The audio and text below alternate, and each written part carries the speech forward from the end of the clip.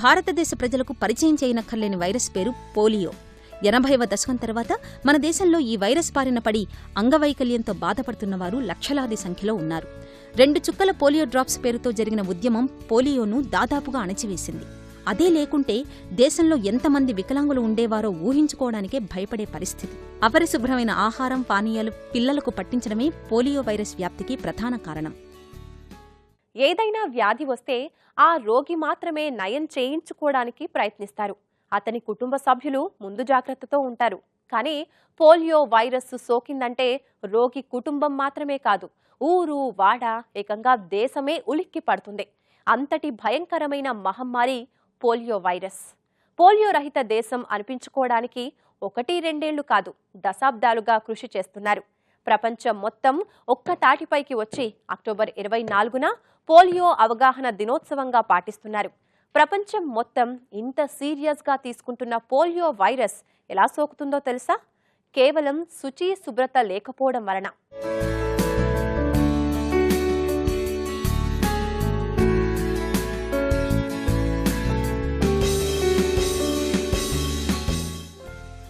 దేవుడిచ్చిన శరీరాన్ని నాశనం చేసే హక్కు ఎవరికీ లేదు.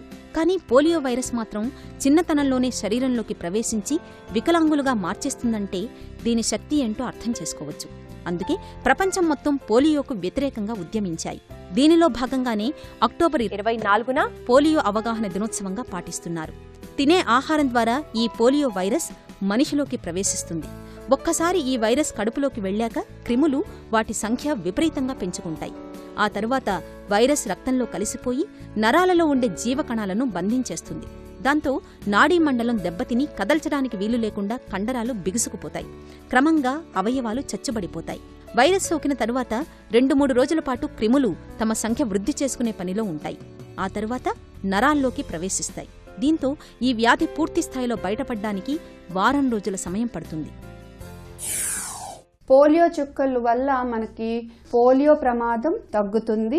అంతేకాకుండా ఒక బేబీకి పోలియో చుక్కలు ఇస్తే ఆ బేబీ ద్వారా కమ్యూనిటీలో కూడా వ్యాక్సిన్ పోలియో వైరస్ స్ప్రెడ్ అవ్వటం జరిగి కమ్యూనిటీ మొత్తానికి కూడా మనకి బెనిఫిట్ ఉంటుంది. కానీ ప్రాబ్లం ఏంటంటే ఈ పోలియో చుక్కల వల్ల ఒక్కొక్కసారి కూడా పోలియో రావచ్చు. సో ఆ రిస్క్ ఇంజెక్షన్ పోలియోతో చాలా తక్కువ ఉంటుంది. సో మనము కొన్ని సంవత్సరాల్లో కంపల్సరీగా ఇంజెక్టబుల్ పోలియో మాత్రమే మనము ఇచ్చే పరిస్థితి ఉంటుంది.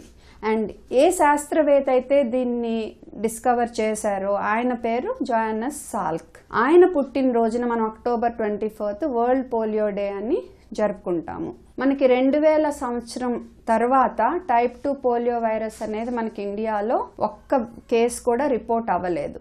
అందువల్ల మనము స్టార్టింగ్ లో ఇప్పుడు టైప్ 2ని పోలియో చుక్కల నుంచి తీసేసాము. అండ్ నెమ్మదిగా ఈవెన్ టైప్ 1, టైప్ 3 కూడా తీసేసి ఓన్లీ ఇంజెక్షన్ పోలియో వైపు మనం అందరం మూవ్ అవుతున్నాము. అండ్ గవర్నమెంట్ కూడా చాలా ప్రోగ్రామ్స్ లో ప్రతి రాష్ట్రంలో కూడా ఇప్పుడు ఇంజెక్షన్ పోలియో కనీసం 1 డోసు అందరికి ఇవ్వటానికి ప్లాన్ చేసింది. తప్పనిసరిగా తల్లిదండ్రులందరూ పిల్లలకి పోలియో చుక్కలు మాత్రమే కాకుండా ఇక్కడి నుంచి ఇంజెక్షన్ పోలియో ఇవ్వటం కంపల్సరీ. ఉట్టి చుక్కలు మాత్రమే ఇస్తే టైప్ 2 వైరస్ నుంచి ప్రొటెక్షన్ మనకి దొరకదు. సో ఇది దృష్టిలో పెట్టుకుని ఇంజెక్షన్ పోలియో ఎన్ని డోసులు అయితే గవర్నమెంట్ రికమెండ్ చేస్తుందో అన్ని డోసులు ఖచ్చితంగా మీ పిల్లలకు అందేట్టు చూసుకోవాల్సిన బాధ్యత మనందరి మీద ఉంది. ఈ పోలియో వైరస్ మనిషి శరీరంపై దాడి చేయడాన్ని 3 రకాలుగా వర్గీకరించారు. మొదటి దశలో ఆహారం, పానీయాల ద్వారా వైరస్ కడుపులోకి చేరుతుంది. ఈ సమయంలో గొంతు నొప్పి, బొంగురు పోవడం, కఫం పట్టేయడంతో పాటు విరేచనాలు లాంటి లక్షణాలు కనిపిస్తాయి. రెండో దశలో వైరస్ నరాల్లోకి ప్రవేశిస్తూ ఉంటుంది. ఈ దశలో మెడనొప్పి, తలనొప్పి, కాళ్ళు చేతులు వణకడంతో పాటు తీవ్రమైన జ్వరం రావడాన్ని గమనించవచ్చు. 3వ దశలో కండరాలు, శ్వాసకోశం బలహీనపడతాయి. ఈ దశలోనే మెడవాల్చడం లాంటి లక్షణాలు కనిపిస్తాయి. దీని తర్వాత శరీరంలోని అవయవాలు ఒక్కొక్కటిగా చచ్చుబడిపోతాయి. ఈ పోలియో వైరస్ అనేది సాధారణంగా 1 నుంచి 2 ఏళ్ల చిన్నారులకే ఎక్కువగా సోకుతుంది. వీరిలో ఈ లక్షణాలను వెంటనే గుర్తించలేం. విరేచనాలు, జ్వరాన్ని సాధారణ చిన్నపాటి జబ్బులుగా భావిస్తారు.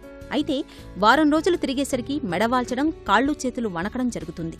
ఆ దశలో చికిత్స చేసే అవకాశం కూడా లేదు. కాబట్టి మొదటి దశలోనే జాగ్రత్త పడడం ముఖ్యం.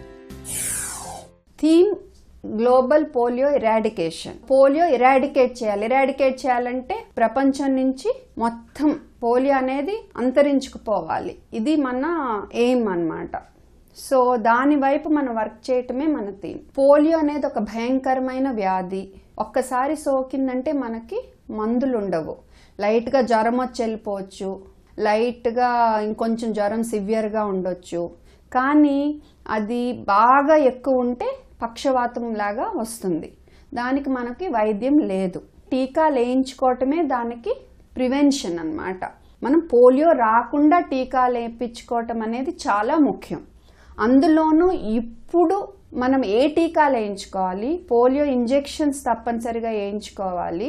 వేయించుకోవటం వల్ల మన పిల్లలు పోలియో బారిన పడకుండా మనం కాపాడుకోగలుగుతాము అనేది మనకి మంచి అవగాహన ఉండి, మీరు ఖచ్చితంగా గవర్నమెంట్ ప్రోగ్రాం ప్రకారం కానీ ఆర్ ప్రైవేట్ డాక్టర్ల దగ్గర కానీ మీరు పోలియో ఇంజెక్షన్స్ మీ పిల్లలకి ఖచ్చితంగా వేయించుకోవటం అనేది ముఖ్యము.